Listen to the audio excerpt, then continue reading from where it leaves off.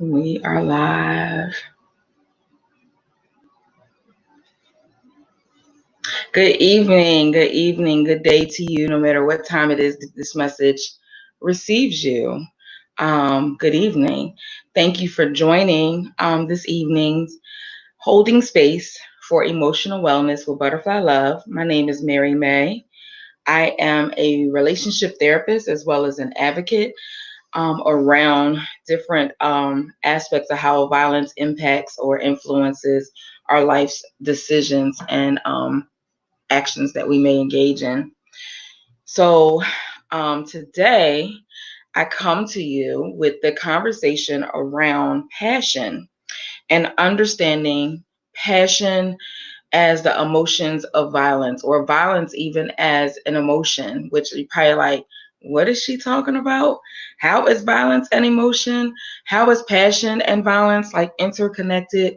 Well, if you know me and you have followed me for some time, you know that everything for me is within a system. So when we're looking at individual concerns, when we're looking at depression, anxiety, behavior, whatever it is, we have to look at the total picture and how things influence and counter, like develop. They develop from somewhere. Like they don't just wake up one day and you roll over and you're like, okay, bet this is, I'm gonna be upset today, or I'm gonna be aggressive today, or I'm going to be disruptive to every situation and scenario that comes and is live to various situations. So it's like you have to be mindful. So if you understand passion and you understand violence, they both are emotions that we live with and that we function with from every moment and heartbeat of our life. So, in the fact that they exist in every heartbeat of our life, we have to be mindful of how it is that we allow the energy of either or both of them, or when they work together, such that we don't become contaminating, or that we don't become so aggressive that we're uncontrollable. But just want to talk about some things that kind of lead up to someone being aggressive or someone being violent, or you demonstrating passion around certain things. And it's like, okay, what does that actually look like? So throughout this course of the conversation that we'll have this evening, and please feel free to jump in and share your comments, your views, your questions, because this should be a fair exchange, as today's conversation and all of the conversations have been just about things that are existing in our everyday life. So, we're talking about passion and understanding the role of violence. So, when you look at defining what passion truly is, it comes from a lot of different perspectives in regards to how it is that we demonstrate or expect passion. So it's like a strong and barely controllable emotion. And when I first look at the word or think about the word passion, and I think about how, when people are trying to describe something that is very, very important to them, or that they have total understanding about, that their passion sometimes gets in the way of them being successful in communicating what those clear one, two, three important points are regarding their what they're trying to educate you on, or what they're trying to share with you, or what they want you to understand as thoroughly, and have as much love and have as much passion for the thing or the person or the goal that they're setting forth, just as much as they do. However, when it becomes an imbalance, and say you may not buy into what it is that they're saying directly, then it creates the imbalance. And then with the imbalance, it creates that opportunity for someone to say, okay, well, why don't they understand what I'm saying, or why don't they agree with what it is that I'm saying? And the fact that they can't agree is because passion makes things blurry.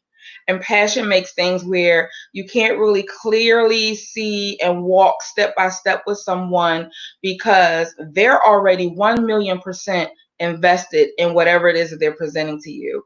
And they're trying to get you to be 1,000,000 plus 50% as invested as they are. However, when they're not clear, you're not clear how to make the best decision that's going to make it work.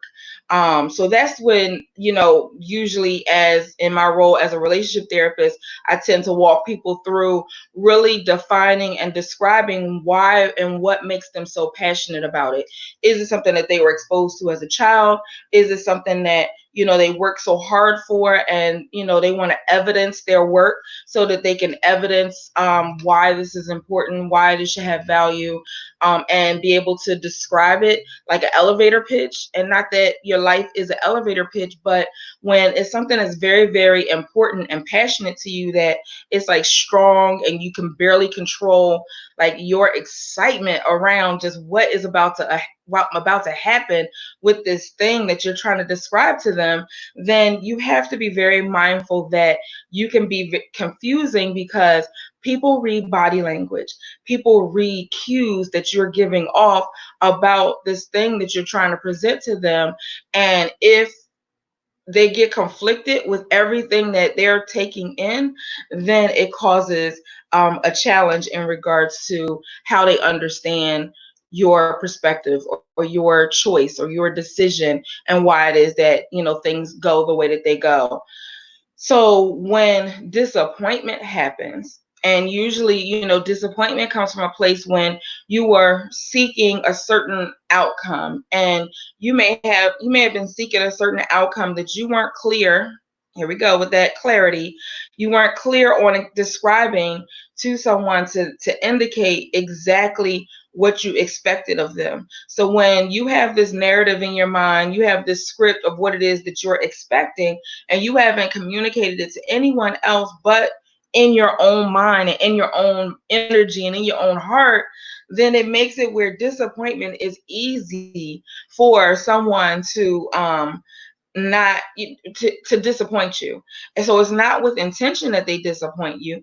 It's the fact that they don't have the clarity that you intend for them to work with, for them to have the roadmap to be able to join you and have that million point plus 50%, working in your favor. So you have to think about that. The other thing that comes up is abandonment. So if you don't agree with what it is that I'm putting forth, and I feel neglected, or I feel like there's some level of abandonment, then it's going to shift my focus in regards to how I engage with you, or how I perceive your lack of buying into what my passion is for a certain thing, or person, or goal, or relationship, whatever it is. You can't see it, so then therefore you can't see it, and you don't walk side by side with me to make whatever goals that are necessary to happen, then I may feel abandoned.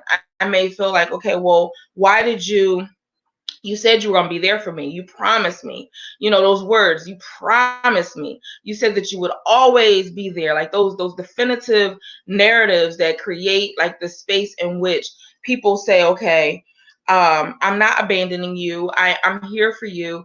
And because they're not communicating it the way that you want them to receive it, then you tend to become reactive and possessive around the thoughts and ideas that you have. And it's like the only thing that you can see. It's weird that as I'm saying that, the first movie that comes to my mind is the movie Acrimony. And I don't even know why that movie out of all movies comes to mind, but I just think about how the husband was so focused and goal driven on what it was that he wanted his invention, and she bought into it to a certain degree, but then there was a disconnect. And when the disconnect happened for her or for him, like the passion, the focus, the abandonment, the disappointment all began to fuel in to the actions that came afterwards. So it's like that's what that abandonment can truly look like. But then the abandonment can also be if you are raising a child and you have poured into them as far as this passion, these things that they're interested in, and they decide one day, well, I was interested in ice skating and I wanted to be a gold medalist. However, I think I want to be a runner, Or, I think I want to be an author or an artist as opposed to an ice skater. For a parent who has poured everything in, and it may actually be that was a goal that the parents had, and so then therefore they introduced it to the child and wanted the child to follow through on this legacy of something that they weren't able to do.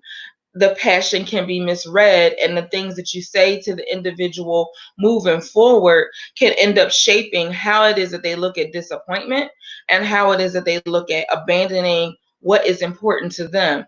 Because depending on the relationship between you and the child, or you and the other person, if there's a difference of opinion on the focus and the energy that you put towards something that someone feels very passionate about, then you create an imbalance in the relationship. And imbalance is such that, okay, people may be walking on eggshells, or they may constantly feel like they can't live up to what your expectations are, which is fueling and again creating that disappointment.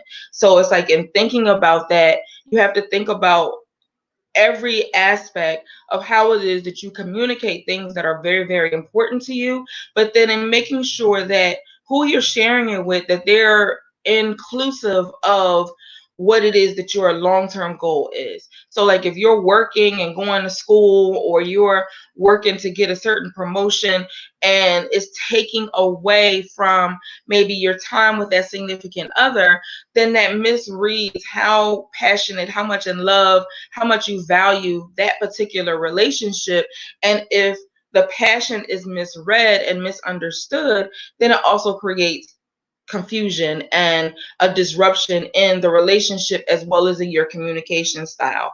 So when you think about passion, it reflects an intense desire that is totally boundless. So that means it has like no limitations to how it is someone would display how much they care for you, or how much passion that they have about this particular goal, or this particular business, or this particular promotion. Like, whatever it is that they are working towards, if you don't understand it to the level that they do, because they have difficulty in putting the words and the narrative to help include you in the process, if you feel like you're on the island outside of whatever it is that they're working through, then that passion creates that imbalance in your relationship, and the disappointment and abandonment. I hope I'm making sense.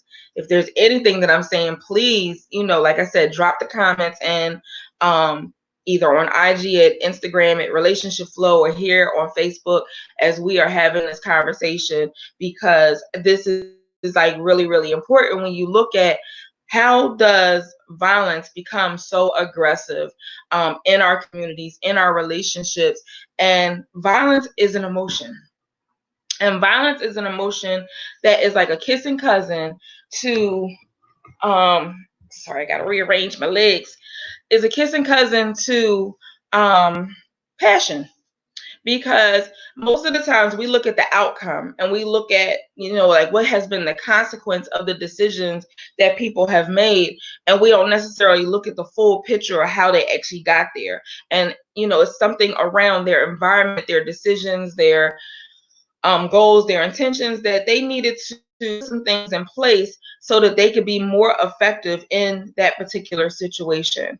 So if you're coming to a place where you're like, okay, I'm not sure of my place in this relationship, as well as, at the person at their highest level of being, compassionate and passionate around what they're striving for, if there is a separation in that relationship, is also creating a perception of neglect and abandonment of not only that person, but their ideas. And because they included you in that process, can make it become very, very volatile in the sense of how it is that they communicate with you and how it is that they interact.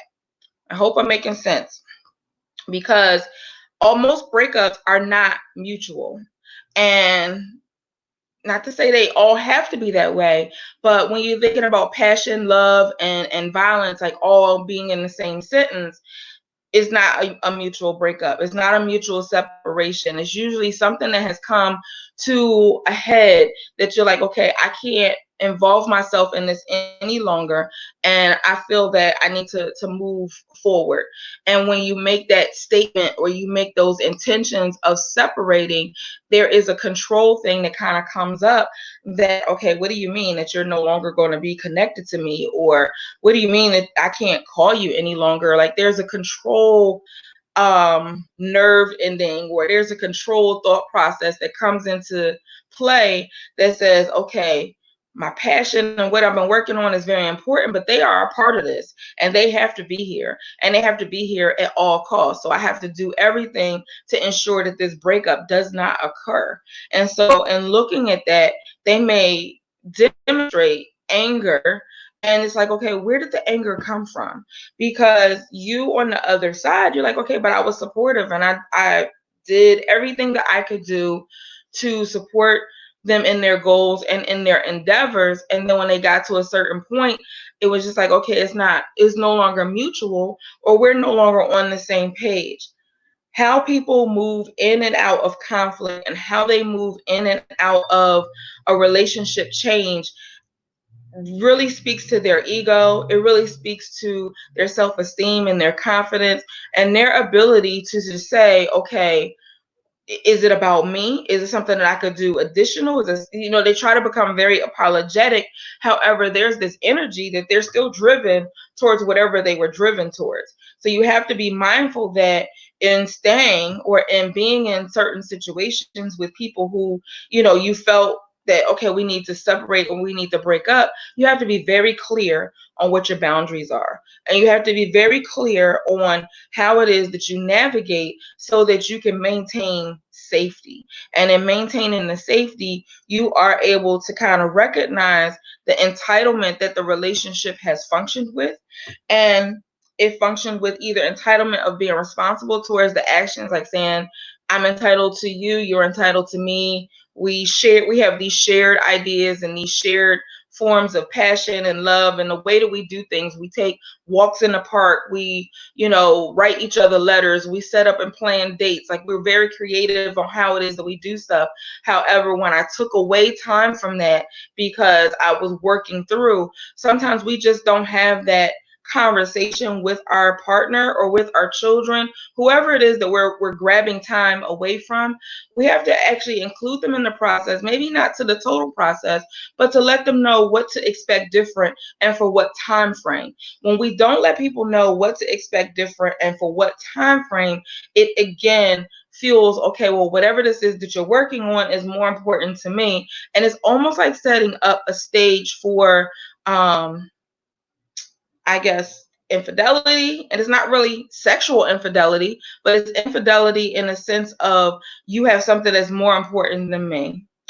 And it being more important than me, you have abandoned this relationship, and I don't feel nurtured. I don't feel the intimacy. I don't feel connected to you in the way in which I desire to be connected with. So it's like that entitlement, that personal ownership and accountability to your relationship. So when you think about anger, anger is another natural, approvable, acceptable emotion. It is something that we're born with. We're born with the fact that when we experience something that we don't agree with, that we can be angry. And anger is a healthy emotion. Let me say that again. Anger is a healthy emotion. Why is it a healthy emotion? Because it's a gateway and it's a game changer to inform you that if something is happening in the atmosphere, in your environment, in your relationship, in your workplace that doesn't gel with you well. And either you have to accommodate to make it gel well, or understand where it comes from. And to understand where anger comes from, you have to look at what set it up. What were you irritated by? What were you irritated by that you kind of let pass? And in you letting it pass, it began to fuel and to create itself into this bigger picture. What did you become frustrated by? And you just brushed it off and said, you know what? Yeah, I'm a little frustrated, but they bought me flowers. Or I'm a little frustrated, but they asked for forgiveness. I'm a little frustrated or was upset, but we had a conversation and I feel better. So then therefore it doesn't have to be a breakup. Doesn't have to be a disconnect. We don't have to remain in conflict, but we can begin to look at how it is that we'll function or be a little bit better about how we communicate the things that are important to us. And one of the things that with us having limited abilities to kind of do some of the normal things that we did at one point, with the public health issue that's going on in our communities and our societies now worldwide, we're able to observe like how it is when we're not able to connect with those that we care about, how it is that connection is extremely important. And in that connection being extremely important, you have to kind of really take note and observe, okay, I'm addicted to emotional connection, and own that. Like, you're addicted to that emotional connection, to be able to touch, hug, feel, connect with someone that you truly, truly care for. And as we grow and navigate and deal with this public health issue, we know that life is going to be different. And in life being different, we have to kind of, just kind of realize we are emotionally addicted to having connections with those people who are close and near and dear with us. So when you observe the fact that you have a withdrawal of that, then the myth of the uncertainty of what that's going to look like on the other side, like say if there's loved ones that you are unable to see or you're unable to contact, you can use the use of technology, and it provides some source to helping that void. However, there's still a gap because it will be weird. You can't hug them. You got to have mask on. You have to do so many other accommodations that aren't necessarily normal to who we are as a person. So you got to think about, okay, you're observing the withdrawal from your emotional addiction. And emotional addiction is not the same as a substance abuse addiction or a shoe addiction or a purse addiction or a sports addiction, but it has those addictive qualities to it. And addiction in and of itself can be equated to passion. Because again, passion is something that's very strong and barely controllable emotion that most people won't understand. Make sense? If you are just joining or this stream has been shared by anyone who I'm connected with, I want to just, take a moment. My name is Mary May from Butterfly Love. I am a relationship therapist, and I'm also an advocate around violence in the community and how it influences our relationships. And tonight, we are coming to you with the conversation talking about passion and understanding the emotions as they lead up to a violent situation. So again, if you have any comments, any thoughts, any touch and agrees or tambourine type moments that you want to just share, feel free to drop them in the comments as you follow along or listen to this on replay. However it is that it reaches you, is greatly appreciated, because again, anytime that I'm facilitating in this way, I'm looking for interaction and feedback, but also looking to pour into you some resources and understanding and clarity around things that impact our emotional wellness on a day-to-day basis. So I hope that connects with you and lands and makes sense. So we were just talking about anger being an approved emotion and it being reality, and then like looking at like passion, and passion being a strong emotion is often used and people don't always understand what it looks like. I also gave an example earlier in regards to when you're working on a goal or you're working on something and you haven't fully informed those you care about around you what that looks like or what it is, then it seems like it's a shift where it might be some disappointment or abandonment because you're not totally available to them in the way that you were. And so the suggestion would be that as you enter into spaces where you're moving passionately driven towards something that's very important to you, you may have in your mind that once I obtain this certification, or once I obtain this promotion, or once I obtain this, whatever it is, skill, money, like however it is you look at what your success is being measured by in this particular area of focus, let people know what the benefit is going to be for them. If it's, you get a certification, it means that your income is going to be boosted, if not where you currently work, or as a business owner where you're currently contracting, maybe your contracts will change, or maybe your salary will change if you are employed by somebody for the scope of work that you do, because now you have this added benefit that they can now utilize as far as in their toolkit or what they're capable of. If you're a business owner, you can now use whatever skills you gain to kind of change and shift your business in a way and manner in which is going to be beneficial to you. So I hope that makes sense. So the quote, or I didn't really necessarily say it as a quote, but the emotional addiction, observing the fact that we have a withdrawal, is the myth to uncertainty. But when you look at passion versus love side by side, before even getting into that, and just thinking about the survival and the social justice issues that people have in regards to how violence comes introduced into their relationships and into their household and into their community, it's usually a decision of survival. And it's usually a decision of like imbalance where it doesn't have the intentions, but you don't have the toolkit to kind of regulate and understand your anger.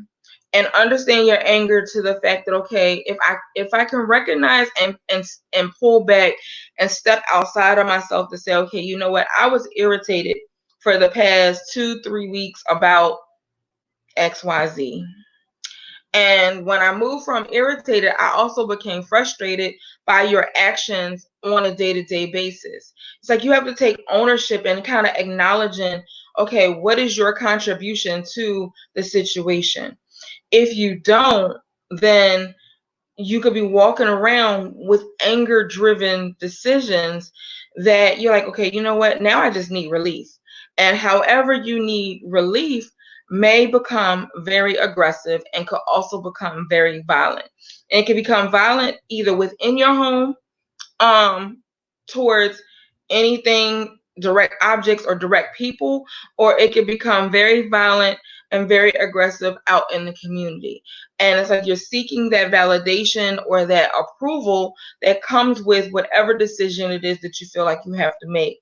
But it might be the fact that, okay, I'm waiting on whatever financial relief and it's not coming fast enough. Or I've been laid off for one position and to try and find another position has been very difficult for me. So it's like in recognizing what the limitations are, it doesn't help in that immediate moment when you have an issue that you need to resolve. So in thinking about the issues that you need to resolve, you have to also think about, okay, how am I regulating my mind? Because when it comes to passion and how driven you are around that passion, it drives your mind and your thoughts into an anxiety driven space, and you don't recognize it as anxiety, but it's like the thoughts are constantly going over and over again. The pros, the cons, the indifference, the benefits, the challenges, like everything is just coming at you, and it's like, okay, on your inside of yourself, you're screaming. On the outside of yourself, you're probably very withdrawn and isolated, but you're trying to problem solve how I can get some income or some cash, may not be income that you earned, or some cash that's going to get some baby formula, some Pampers, some meat, a vegetable, something to put food on the table, or to help us not get evicted, or to help us put, just food on the table, help us not get evicted, help us sustain in the day-to-day situation.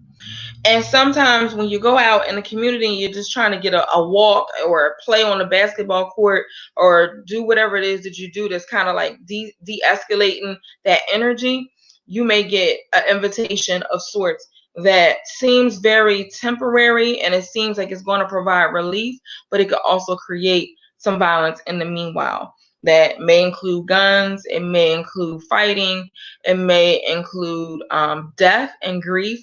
Like it can include so many different things that leads to those crimes of passion. And we hear about those crimes of passion, but let us talk about like what the difference between passion and love, or the similarities between passion and love. Because passion is, again, that strong feeling for a person or thing that is like so uncontrollable that sometimes others who with whom you interact with may or may not understand that.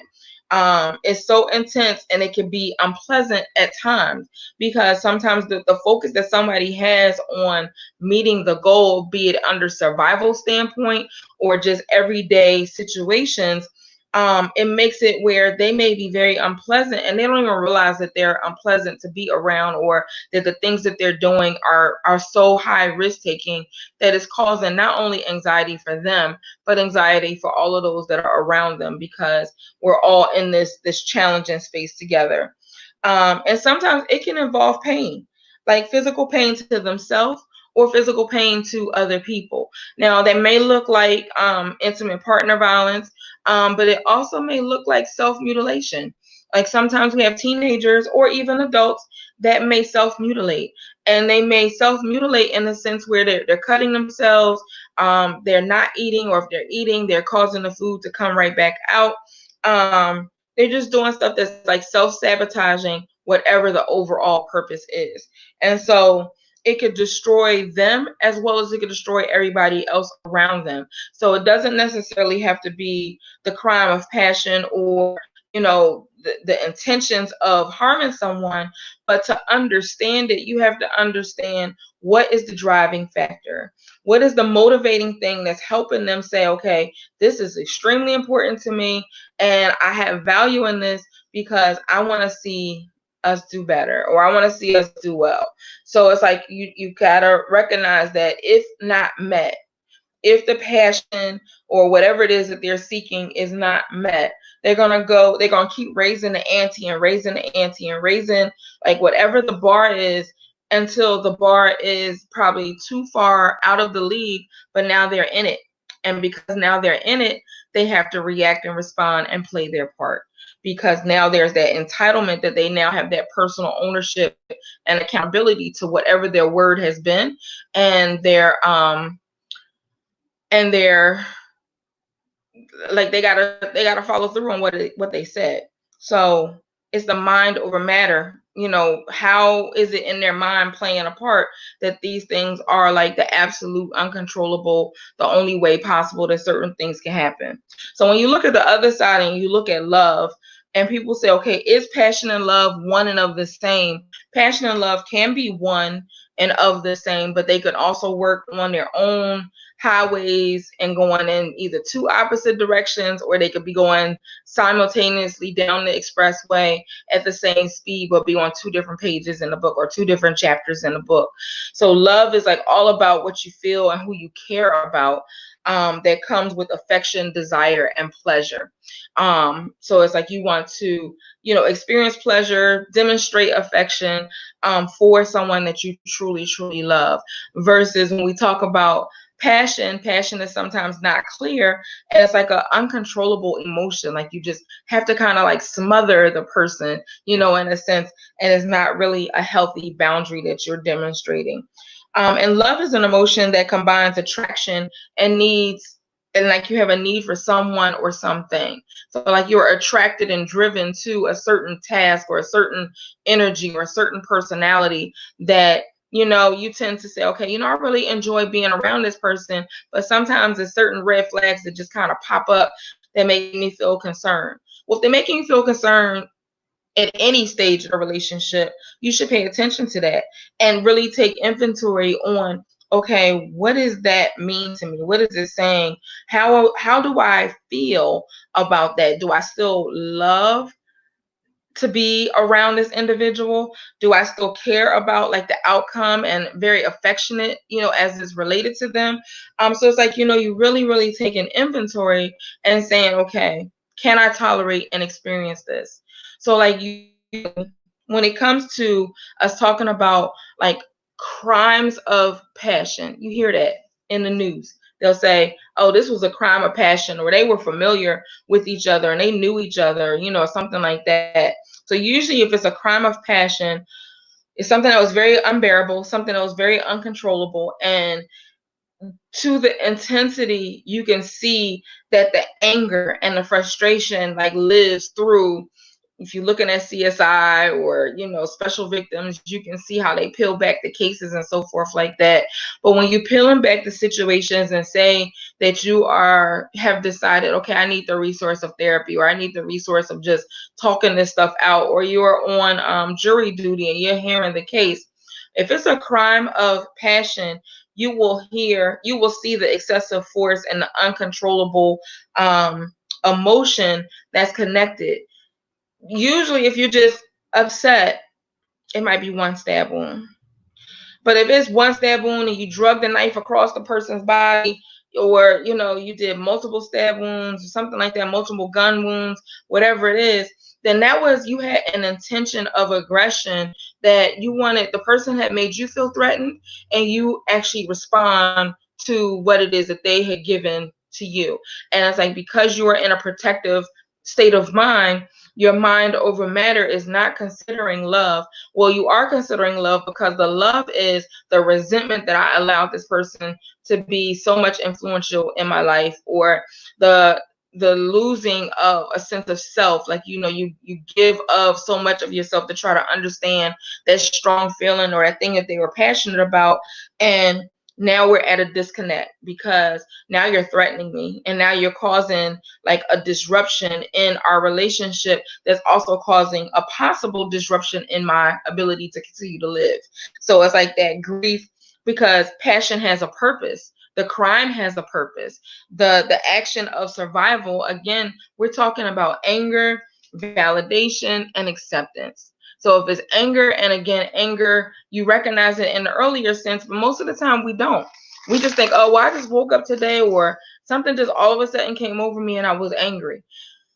From a body response sensory situation, that's impossible. There's always something that happened before. There's always an antecedent. There's always a precipitating factor. It could be a thought. It could be something in your energy source. It could be that you woke up to something that was unpleasant. Like, it's just so many different variables on where anger took place and how it's transitioned into a crime of passion, or a crime of disheartening, or just a space where there was an imbalance. Remember, I said all breakups or all changes in relationships are not necessarily mutual. So if they're not mutual, this will be one of those times that you and that partner, or you and this person that you're having this disagreement with, are not in the same agreement on whatever you've been working towards before. And so if that was something out of the social justice, needing to feel validated, but like trying to just like make a decision that was going to put food on the table, keep the lights on, keep the roof over our head, then that drives you. But it may not drive you in a way that the person that also is impacted or influenced by your decision agrees with. And because they don't agree with it, then it creates that aggression that you just wake up with, or that you just walk around all day with. And it's like, okay, how can I validate myself? How can I understand my role in this situation, and not necessarily be totally of acceptance to it, but recognize, okay, what can I do?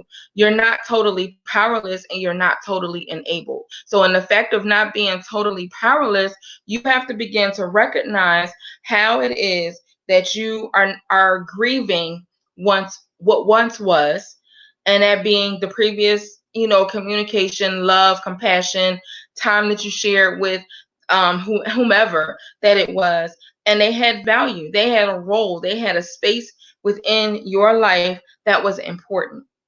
And you can't just erase that, because that developed over whatever time it is that you shared together. So it's like that grief that you have, that grief is just as normal as the anger. And they usually become, I'm always saying somebody is a kissing cousin, but grief and anger can sometimes be a kissing cousin in regards to, I'm losing something and I'm angry about it. Totally normal. But how do you regulate how that plays out in every other decision and every other thing that you do, say, become? Because are you consumed with what was once passionate, this strong and barely controllable emotion of someone else's, that you decided to stand side by side with them and walk with them through this journey, so that we can survive, so that we can live, so that we can continue to love one another and still have passion and love for one another, and not necessarily have these levels of stresses.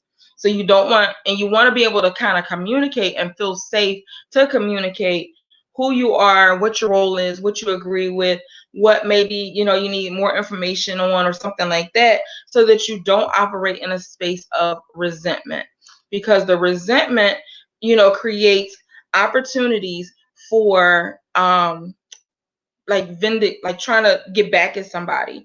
If you have resentment, then it's like you may begin to say, okay, how can I calculate how I can retaliate in this particular situation, in this particular space? Like you pay attention to the things that are not really, gelling with you. And you're like, okay, wait, now I'm angry at myself because how did I get here? Why did I decide to walk side by side in this situation, knowing the risk?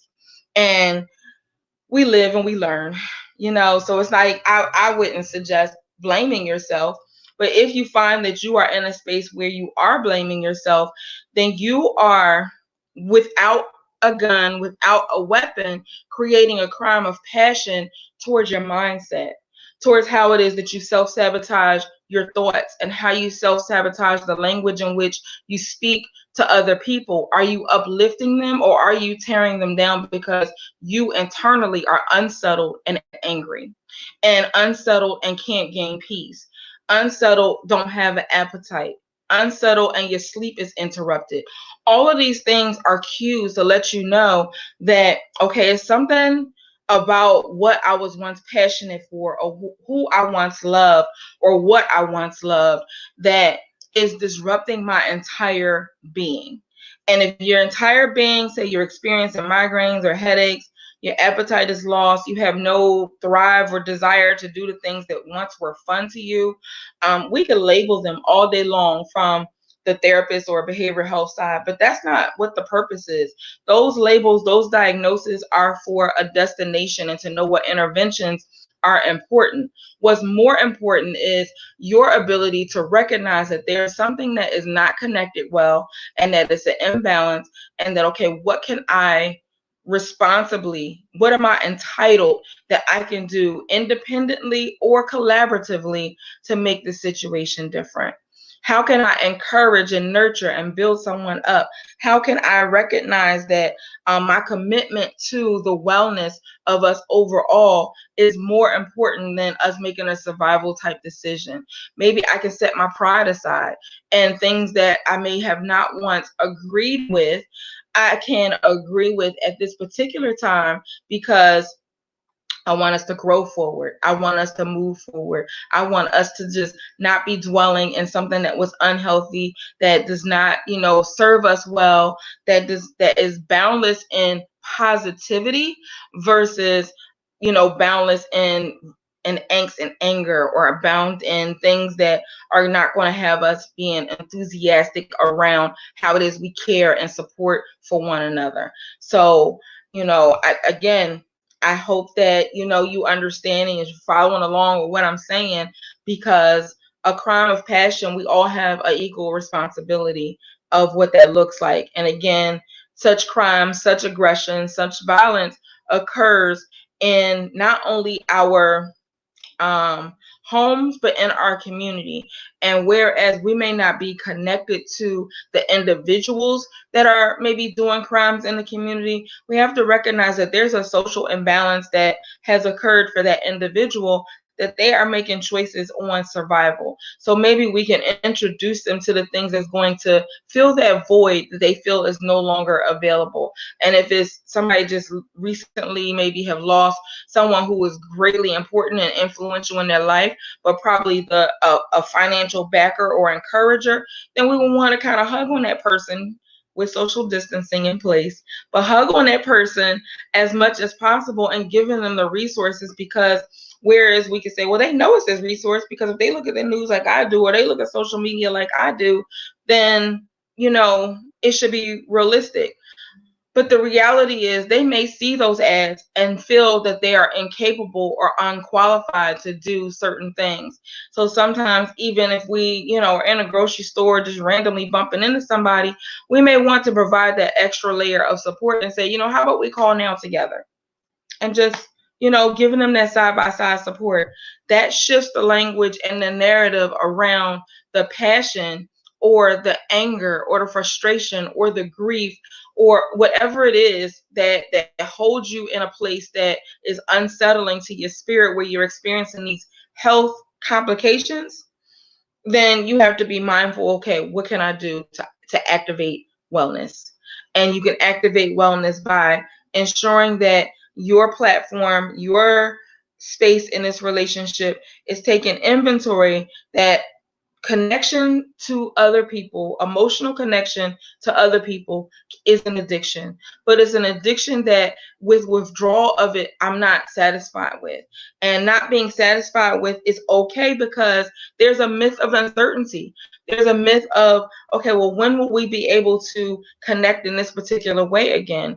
And it may not even be with the same person, but know that you took responsibility with and how it is that you love yourself and how it is that you love others and how you want to continue to grow in the acts of non-violence, and just being loving, affirming, acknowledging situations, being able to control your emotions and recognize that even if the emotions get to anger and they get to thoughts of violence, or they get to a space where violence has occurred, that you say, okay, you know what? I acknowledge that some things have gone too far. And I may also acknowledge that maybe I wasn't understanding, because the way you're passionate, you weren't clear. Let's have a different conversation. And maybe even need to kind of step and say, let's have a conversation with a neutral party, because we're unable to communicate in the absence of this aggression occurring. So, if that's you, you would find someone who is like myself as a relationship therapist to kind of help you navigate through that safely, and creating safety plans and awareness plans, and just recognizing how it is that you guys communicate and how it is that you show love to one another. This could be between parent and child, grandparent and child, you and your intimate partner. If it's in a workplace situation, it can also exist there as well. It will look a little differently in regards to how you repair that fracture of a relationship that creates that entitlement or that imbalance that causes conflict in your role. But there's still resources available for you to kind of help you walk through those different situations. So that's what I have for you guys today, and kind of explaining, the passion, love, and how crimes of passion actually occur, and how, they actually exist because somebody had a certain perception or expectation. um, you know, it creates a space where you have to be on the same page. And sometimes getting on the same page is going to take extra work, bite-sized conversations, because sometimes the conversations get to a certain point and they become aggressive or they become frustrating. You're like, okay, I just truly, truly don't understand why the person doesn't understand me, or they don't understand what I'm trying to say. I mean, if you're using a whole bunch of street lingo and every other word is a slang term and it's the same slang term, you're not saying specifically what it is that you need.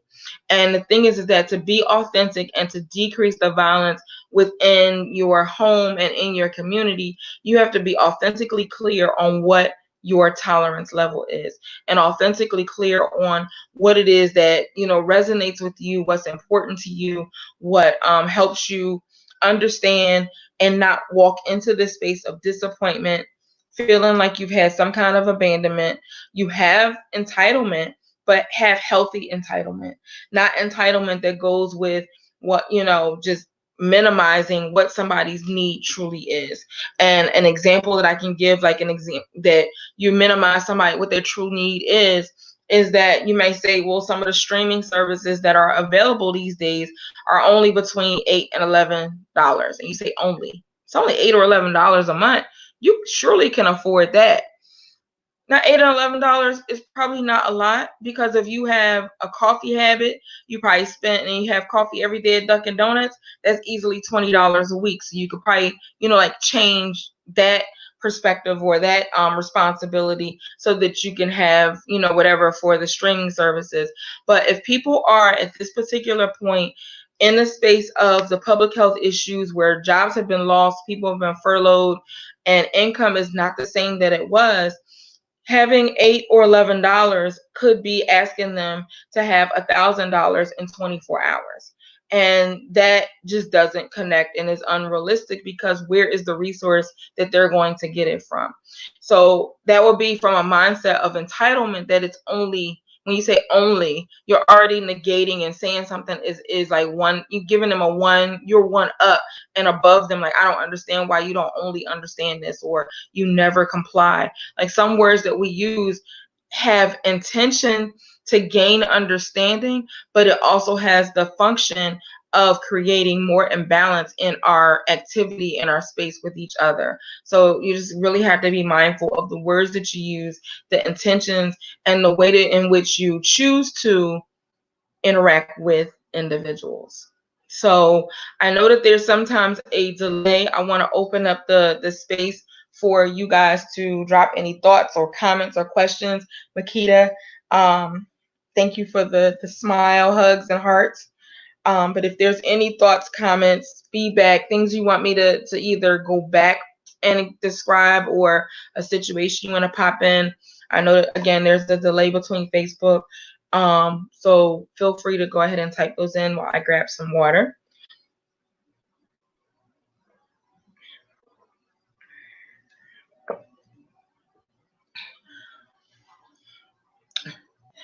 May is Mental Health Awareness Month, and I have been holding space for emotional wellness on Sundays at 4 and Tuesdays and Thursdays at 6, and have had a variety of different conversations with just various ways that our relationships are impacted. I'm gonna just kind of go through some of the topics. I know Thursday we are talking about interrupting the thought patterns of how finances impact your relationships, and I have a certified financial specialist coming in, but we are talking about the mental health of managing your money, and or just your relationship to money, not necessarily managing your money, even though that is going to come up, but your relationship to money. But we have talked about understanding the difference between mental health and mental illness. That's how we started. The morning of your rituals and lifestyle that you once had before isolation. Understanding anxiety and depression and how it impacts you from childhood through adult. So like we went through how a child you may experience it, and then how it impacts yourself as an adult in your relationships. We talked about boundaries, respect with time. We talked about what's the speed bumps in your decision making. All of these videos are available on my YouTube channel. Well, they will be available on my YouTube channel, as well as they are available on my page throughout my post. So if you want to go back and listen, view, grab some nuggets, please feel free to do that. We also talked about gender bias and positioning. We talked about behavior, actions, and accountability. Managing life's fires and crises. Like, do the crisis in your life drive you and how you function and make decisions, or do you react, or are you proactive? We talked about couples and family in the quarantine. That was a fun one last Thursday. And we have 2 sessions left. So on Sunday, what my plan is to kind of reflect on all of the conversations that we've had throughout the month. But then also on Sunday, I have a special, so that one will be at 4, because that will be a part of this Holding Space series. But then I also have a special guest coming in where I'll be coming back live at 7, and talking about the life of an athlete when the lights go out and when they go on. So I'm looking forward to that conversation to help, just bring light to the reality of certain things. And then I may also have a repeat conversation on the clutter in your house and then the clutter in your mind, like how they play a part together.